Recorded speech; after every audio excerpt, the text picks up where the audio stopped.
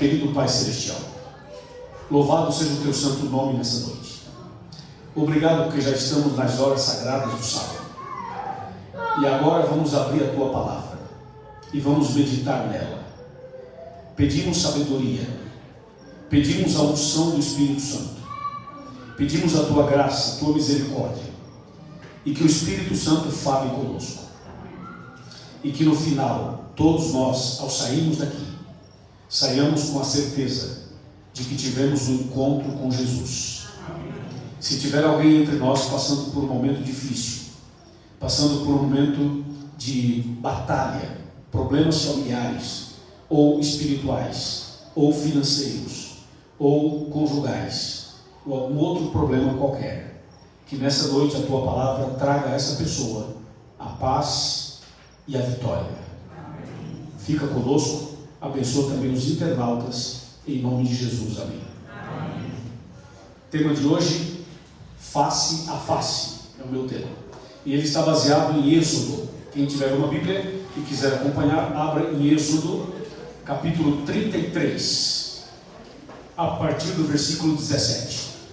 Êxodo 33, 17. Do 17 até o 23.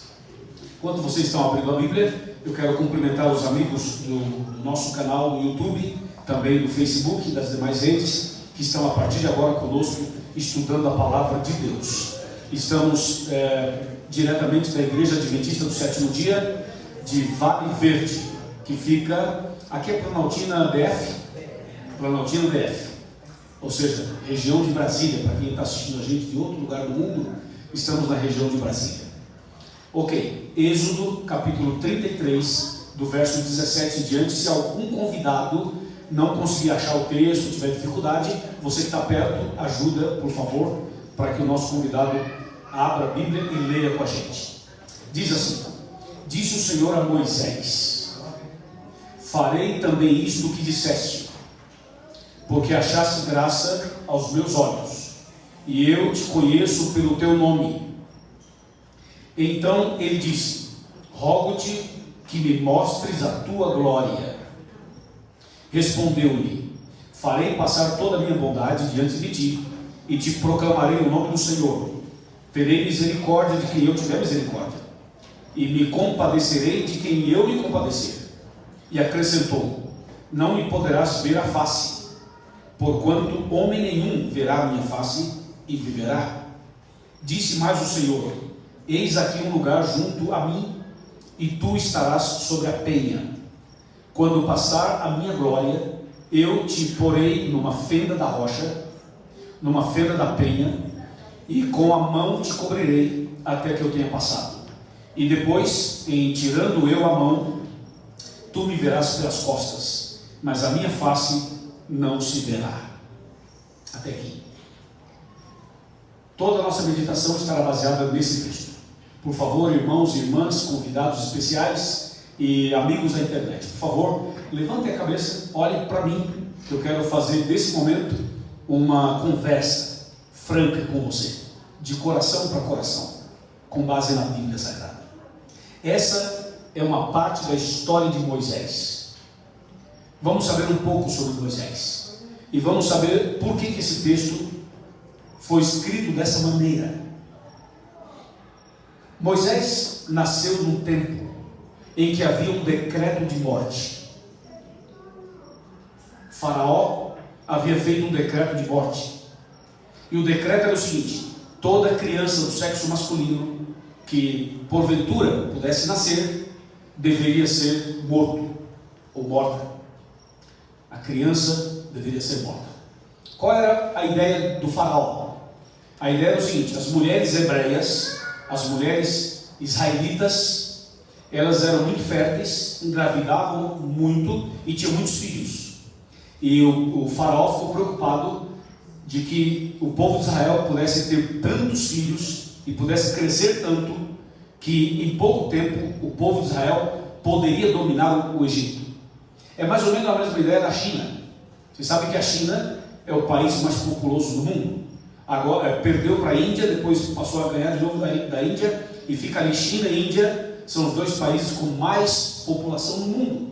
porque as mulheres sempre tiveram muitos filhos, então eles têm muita gente. E o faraó estava preocupado em que o povo de Israel pudesse crescer tanto por causa dessas crianças que nasciam.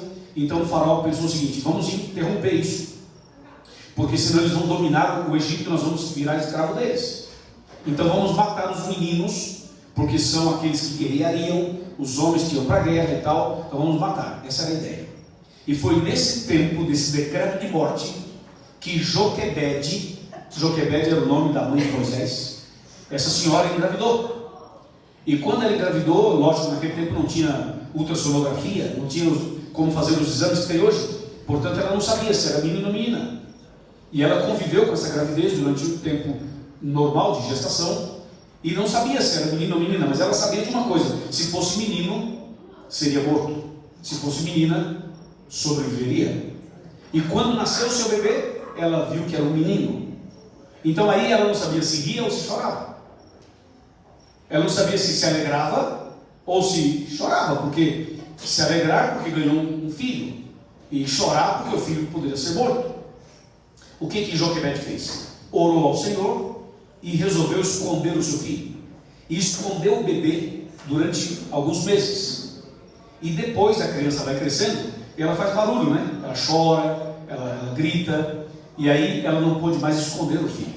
E para salvar o filho, ela colocou o garotinho dentro de um cestinho. Ela preparou um cesto, ela calafetou aquele cesto, fez tipo um barquinho, e colocou o filho lá dentro, e colocou no rio Nilo, que é o rio principal que passa no Egito. Colocou no rio Nilo. Qual foi a ideia de Joquebede? Salvar o filho. Ela falou: vou colocar aqui, Senhor Deus, toma conta do meu filho. E colocou o filho no rio. E Deus estava justamente para transformar esse decreto de morte de Faraó numa grande bênção para o povo. Ou seja, Deus estava para transformar a maldição numa bênção. Porque no dia em que Joquebede colocou o seu filhinho no cestinho e colocou no rio Nilo, Joquebede chamou a outra filha dela, a filha mais velha, e falou assim: Miriam é o nome dela. Miriam, você vai pela margem do rio, acompanhando o seu irmãozinho para ver o que vai acontecer com ele. E naquele dia, naquela hora, naquele lugar, a filha de Faraó foi ao rio Nilo se banhar, tomar banho com as suas empregadas. E a princesa estava ali se alegrando, se banhando, se divertindo, quando ela e as suas empregadas olharam assim no meio das taboas do rio Nilo, e elas viram que um cestinho vinha se aproximando, um pequeno barquinho.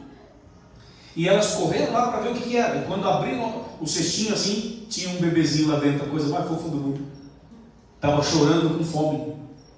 E aí as mulheres falaram: é um bebê. E a princesa veio correndo e disse assim: deixa eu ver. Quando a princesa olhou para o bebê, ela se apaixonou pelo bebê. O coração dela foi todo para o garoto. E nós entendemos que esse sentimento que ela teve para com o bebê foi obra do Espírito Santo. Deus fez com que aquela mulher se apaixonasse por essa criança, porque Deus queria salvar aquela criança. Ela não seria morta.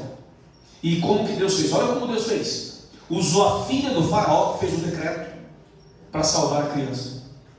A princesa pegou o garotinho no colo e falou assim: o nome dele vai ser Moisés, porque Moisés significa salvo das águas. E aquele cestinho que a mãe fez, até hoje por aí, quando as mães colocam a criancinha num determinado cestinho também, chama de Moisés, não chama? Já viram falar isso? Moisésinho? Não sei se tem hoje em dia, mas antigamente a gente falava Moisésinho, que era um tipo de um bercinho assim, coloca a criança. E, ok, a princesa pegou a criança e disse assim: é meu. E falou: vou adotar, vai ser meu filho. E adotou um menino chamado Moisés. Quando a princesa abraçou o garoto, a Miriam chegou. E a Miriam chegou e falou assim: princesa, você quer que eu arrume uma babá para cuidar do seu filho? E a princesa falou assim: você conhece alguma por aqui? Sim, conheço a melhor babá da região. Ah, então eu quero, traga. E a Miriam foi e chamou quem? A própria mãe. Vocês estão percebendo a mão de Deus? Isso não é coincidência, isso é providência. Por exemplo, a sua presença aqui hoje não é coincidência, é providência. Você está assistindo essa mensagem pela internet agora, não é coincidência, é providência. O que acontece na sua e na minha vida não é coincidência, é providência. Deus está sobre nós todos com a sua mão, dirigindo a história e a vida de cada um de nós. Amém, irmãos? Amém. Então a Miriam vai e chama Joquebede. Joquebede vem e a princesa contrata a mãe biológica, sem saber que era a mãe biológica, para cuidar do seu próprio filho, e ainda pagou um salário. Amém, né? Não é incrível isso? Isso é incrível. Aí Joquebede pega a criança e cuida do seu próprio filho durante um bom tempo. E o que Joquebede fez? Colocou no caráter da criança os princípios de Deus. E depois que ele cresceu, ela devolveu o filho dela para a princesa. E a princesa levou para o Egito. E Moisés cresceu no Egito. Mas os princípios do céu já estavam no coração dele. Os princípios de Deus já estavam no coração dele. Vocês perceberam nessa história que eu fiz resumida, Deus conduzindo a história, conduzindo o povo e conduzindo Moisés. Deus tinha um plano para o povo. Porque naquele tempo o povo de Israel era escravo no Egito. E o que Deus fez? Deus salvou Moisés. Moisés foi para o Egito, conviveu lá, estudou lá, cresceu lá, se aperfeiçoou em muitas coisas lá. E um dia Deus tira Moisés de lá e leva de volta para o deserto. E fala: Moisés, agora eu tenho uma missão para você. E Moisés falou: quem é o Senhor? Porque Deus falou com ele do meio de uma sarça que estava em chamas, pegando fogo. Era Deus que estava ali.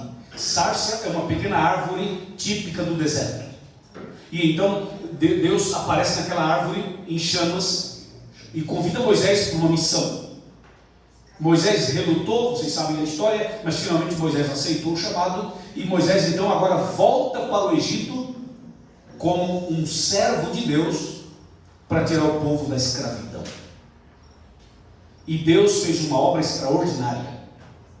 Usou Moisés, usou Arão, e Deus tirou da escravidão egípcia o seu povo.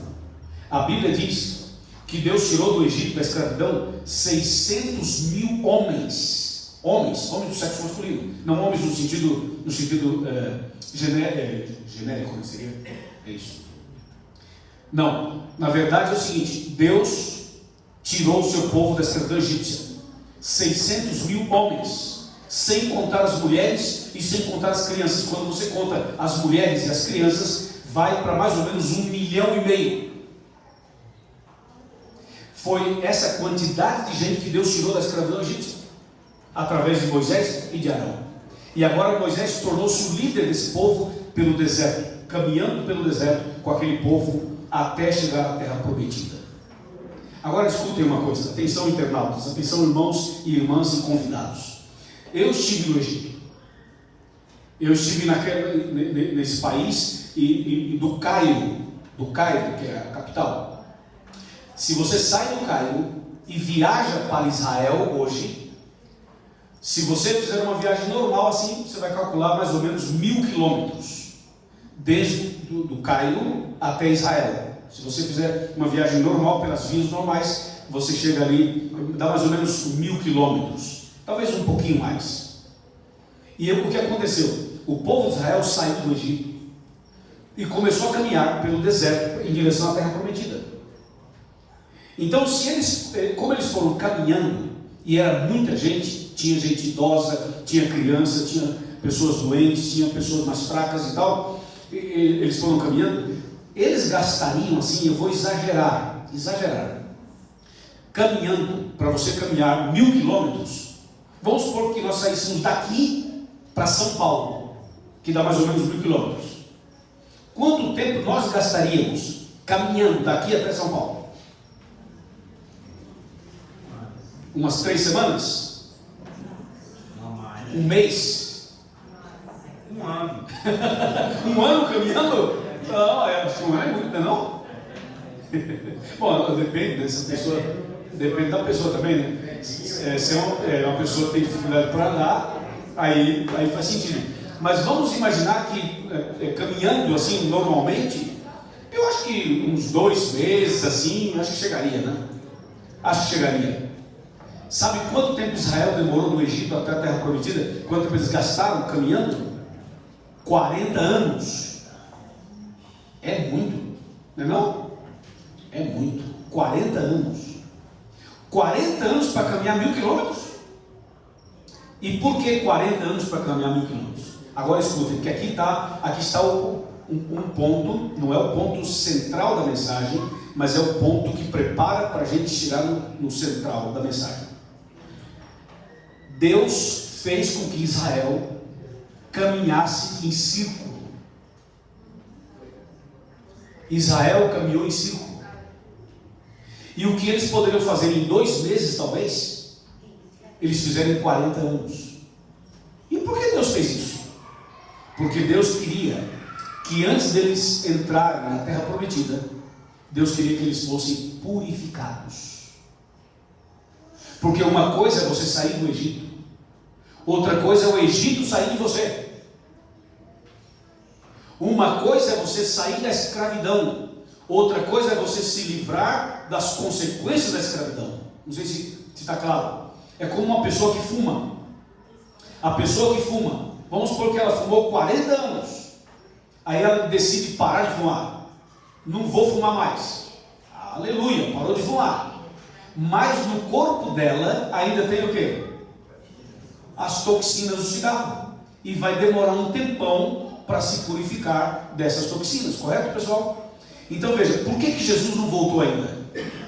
Você acha que Jesus não quer voltar? Não, ele quer voltar. E se dependesse só dele, ele já teria voltado? Já. E por que ele não voltou ainda? Porque você e eu não estamos preparados. Nós temos que caminhar um pouco mais em círculo. Porque se Jesus voltasse hoje, talvez muitas pessoas não seriam salvas. Então Jesus, não é que ele está demorando, ele está sendo misericordioso, está dando mais uma chance para nós. Amém, irmãos? Então Israel demorou todo esse tempo, não foi porque Deus era mau, não, é porque Deus queria que o deserto fosse uma escola para eles. O deserto seria uma experiência e um momento de conversão, de dependência de Deus. Sabe que o deserto tornou-se para nós um símbolo das nossas lutas diárias. Já viu alguém que você conversa com a pessoa e fala: e aí, como é que está, irmão? Ah, rapaz, estou no deserto.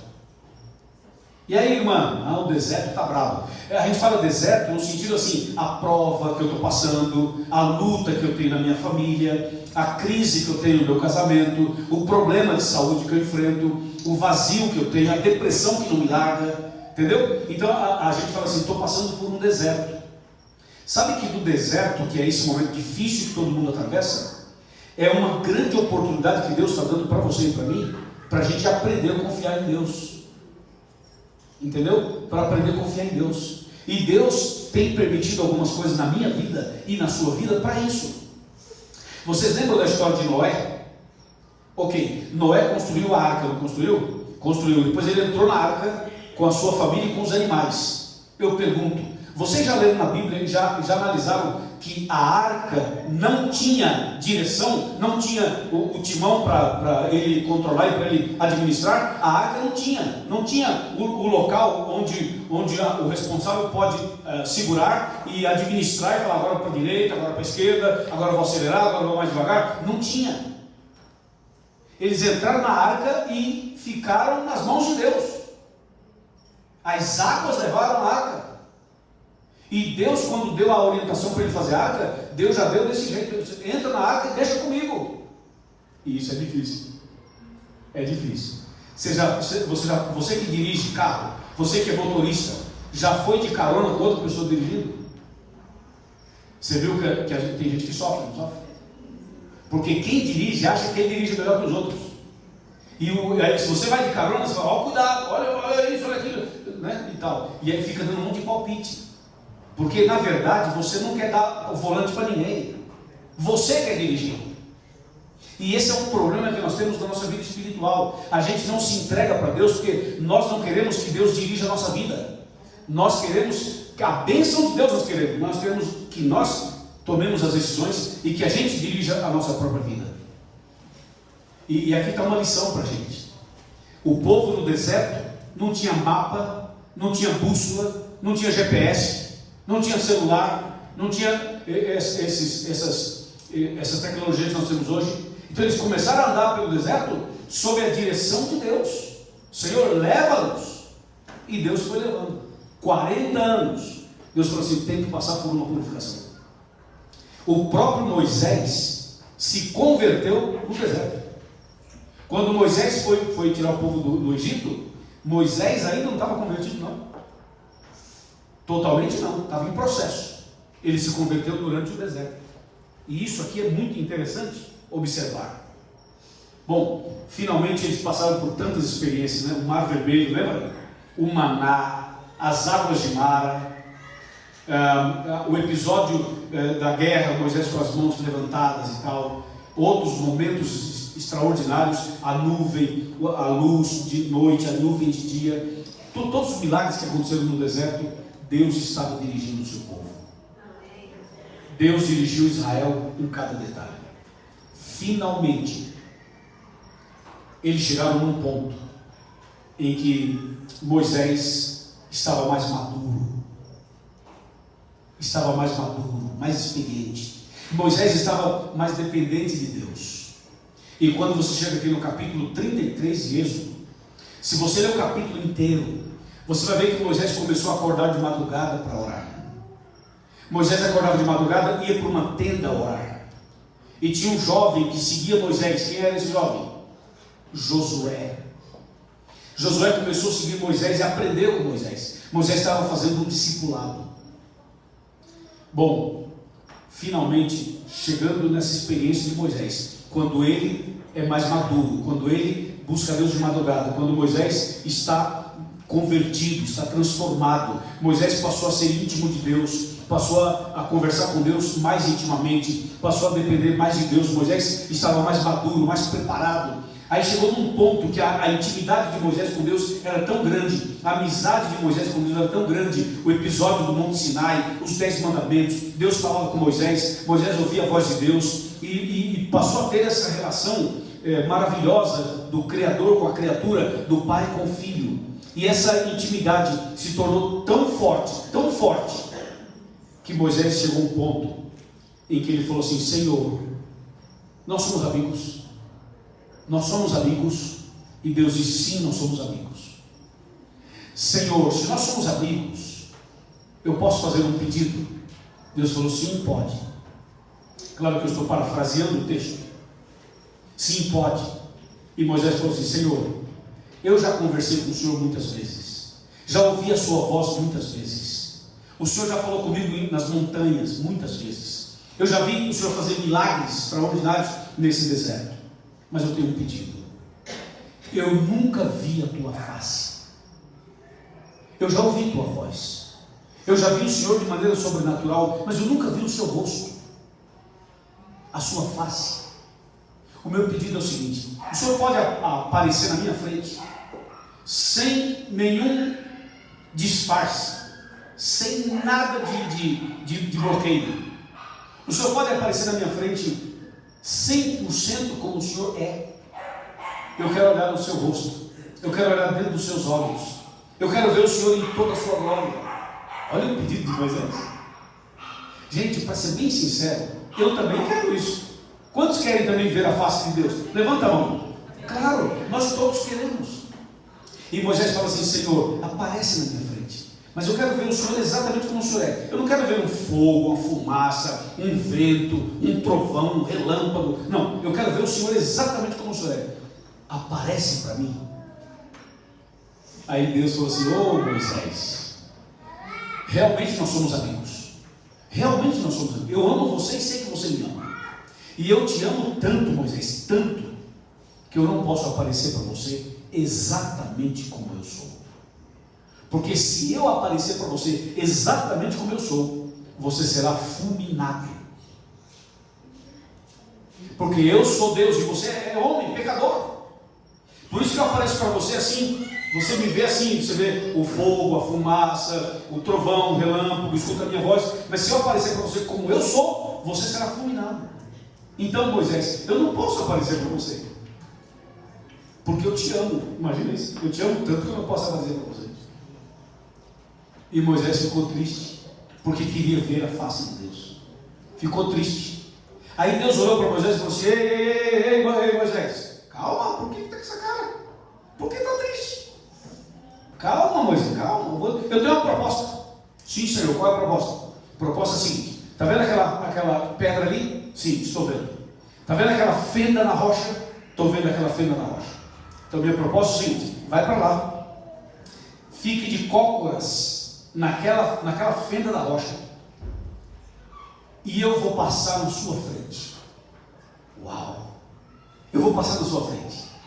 E quando eu passar na sua frente, eu vou colocar a minha mão no seu rosto, para você não me ver totalmente. Eu vou proteger você de mim mesmo.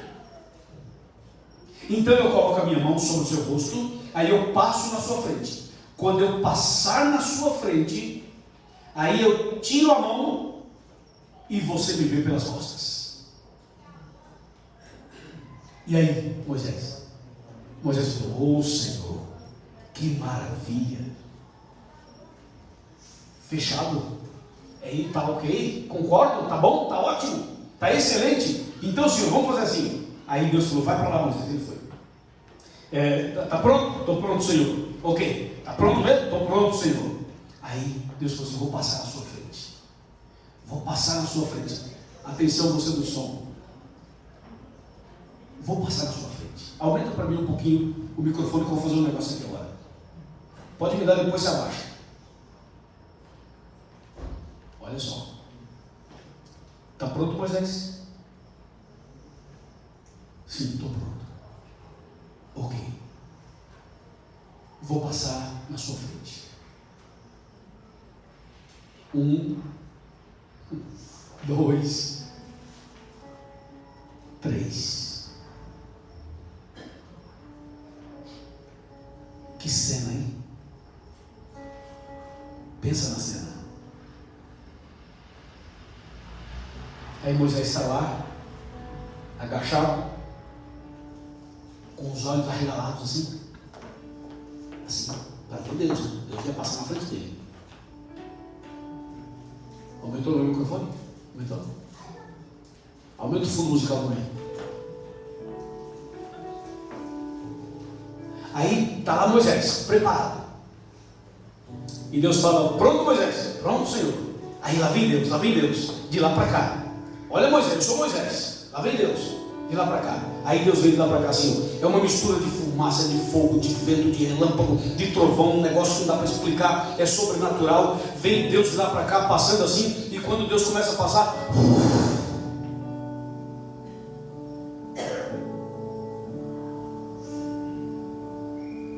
quando Deus passa, ó Moisés.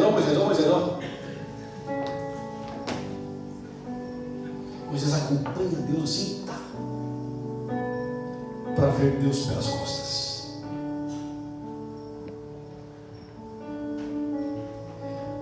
Vocês perceberam o nível de intimidade nessa conversa? Primeiro Moisés fala: quero ver tua face. Intimidade. Depois Deus fala assim: Moisés, eu vou passar na sua frente. Intimidade. Vou colocar minha mão sobre você. Olha os detalhes. Aí eu vou passar na sua frente. Quando eu passar, eu tiro a mão, você me vê pelas costas. Mais intimidade ainda. Não é? Essa experiência de Moisés foi tão incrível com Deus, que quando ele desceu da montanha, como estava o rosto de Moisés? Alguém lembra desse episódio? O rosto estava brilhando. Moisés desceu da montanha, o rosto brilhava. O povo viu Moisés e fez assim: Moisés, não dá para olhar para você não. Tem um brilho muito forte no seu rosto.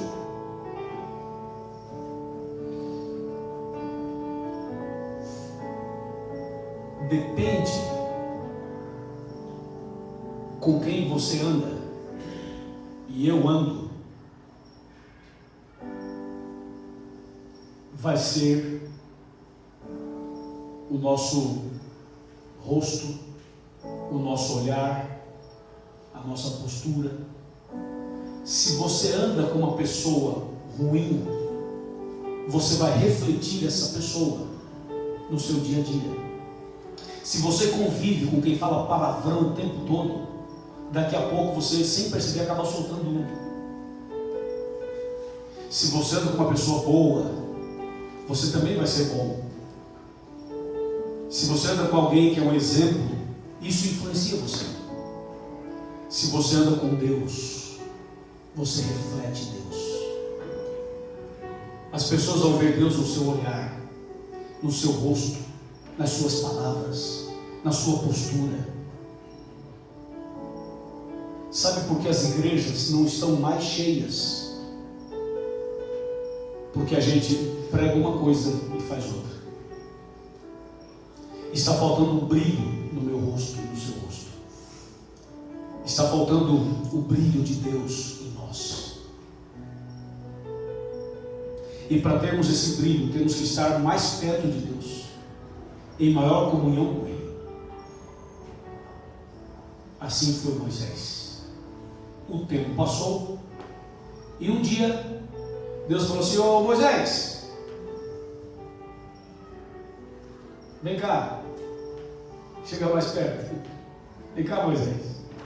Aí Deus chamou Moisés lá na montanha. Moisés foi à montanha, o monte Nebo. Aí Deus falou assim: Moisés, vou te mostrar uma coisa. Sim, Senhor, o que é? Olha aqui, Moisés, à sua direita, lá da montanha. Moisés olhou: Senhor, que lugar bonito é esse? Calma, olha para a sua esquerda. Ele olhou: Senhor, que lugar lindo é esse? Como chama esse lugar? Calma, olha para a sua frente. Moisés olhou. Olha para trás. Moisés olhou. Moisés falou: Senhor, que lugar lindo. Como chama esse lugar? Deus falou assim: Moisés, é a terra de Canaã. É a terra prometida que eu tinha prometido para vocês. Moisés falou assim: chegamos? Sim, Moisés, chegamos. 40 anos se passaram, chegamos. Moisés falou assim: que maravilha, Senhor. Eu mal posso acreditar em tudo que eu estou vendo. Essa é a terra de Canaã. Sim, essa é a terra de Canaã. Aí Moisés ficou emocionado, feliz. E Deus disse: Moisés, eu tenho duas notícias para te dar. Uma boa e uma ruim.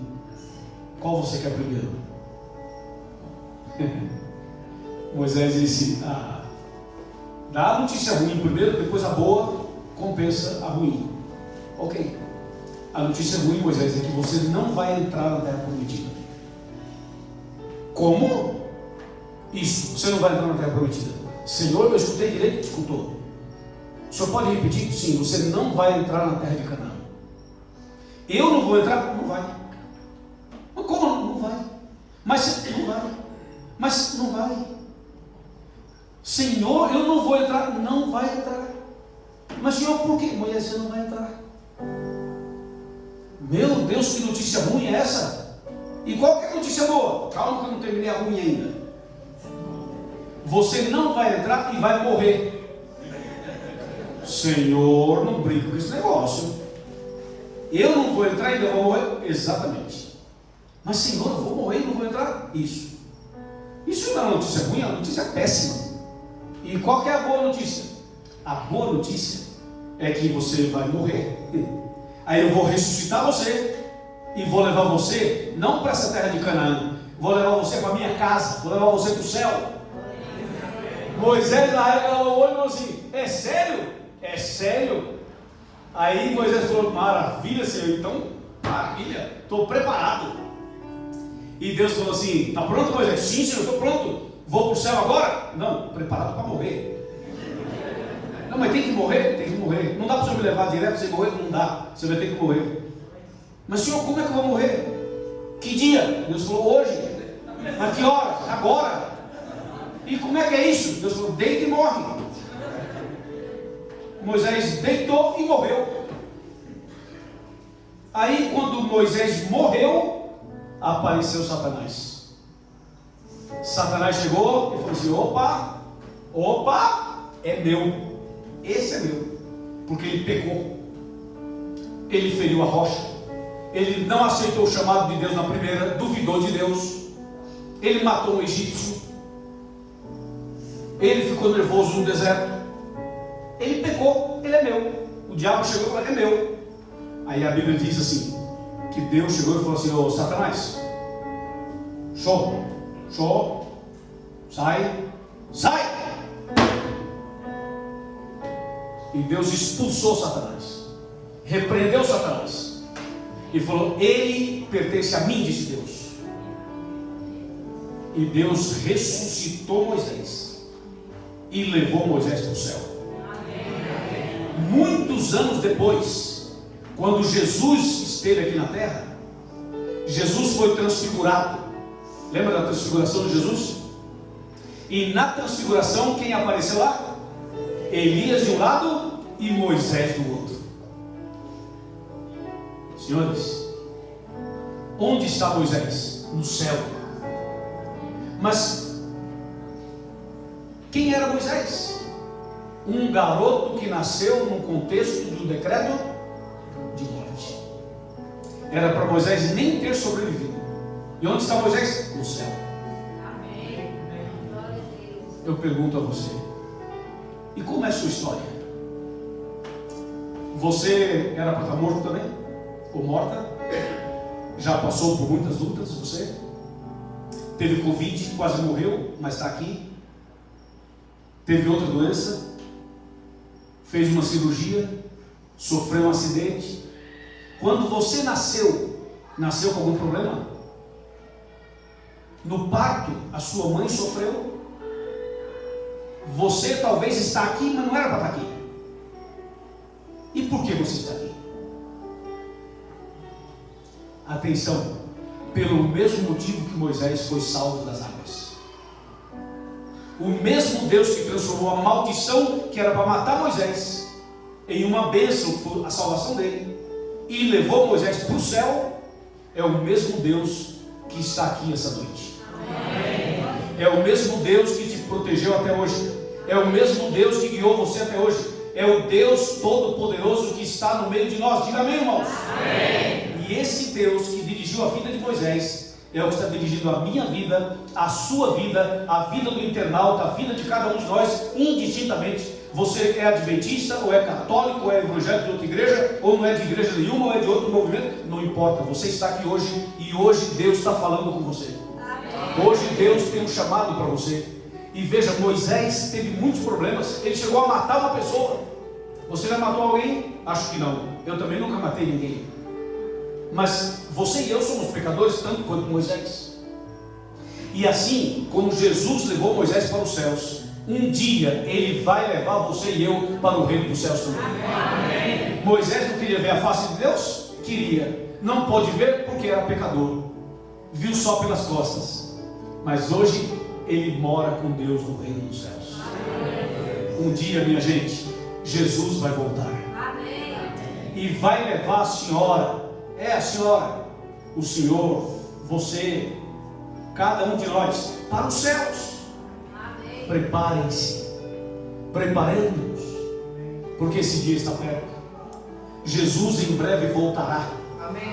E vai nos levar para o reino dos céus. Olhem bem para mim, alguns estão com a cabeça baixa. Olha para cá, olha para cá. Eu não sei o seu nome, porque a gente está se conhecendo hoje, mas aí até domingo eu vou descobrir o nome de muitos de vocês. Mas veja uma coisa, não importa a sua idade, quantos anos você tem, não importa também se você tem uma vida maravilhosa ou uma vida cheia de lutas. Todos temos lutas. E tem coisas na sua vida que ninguém sabe, é ou não é? Tem coisas na vida da gente que a gente não conta para ninguém, é ou não é? Mas Deus sabe, Deus conhece suas lutas. E tenha certeza de uma coisa: Deus tem um plano maravilhoso para você. Não fuja, não endureça o seu coração, não rejeite o chamado, não rejeite o convite de Jesus. Eu também quero ver Deus face a face. Você também quer. E quando chegarmos no céu, como vai ser, hein? Quando você olhar para a face de Deus, qual vai ser a sua reação, hein? Já aconteceu com você de encontrar uma pessoa tão querida por você, que você fica admirado, falando: uau, como eu queria conhecer essa pessoa, né? Não é gostoso? Imagina ver Deus face a face. O que você vai falar para Deus? Já pensou nisso? Não? Uma vez eu perguntei para uma senhora: irmã, o que a senhora vai dizer para Deus? Ela falou: não sei, eu vou desmaiar. Falou brincando, né? Porque no céu ninguém vai desmaiar. Mas ela quis dizer que ela vai ficar tão emocionada que não vai saber o que dizer. Não precisa dizer nada, é só abraçá-lo. Só abraçá-lo.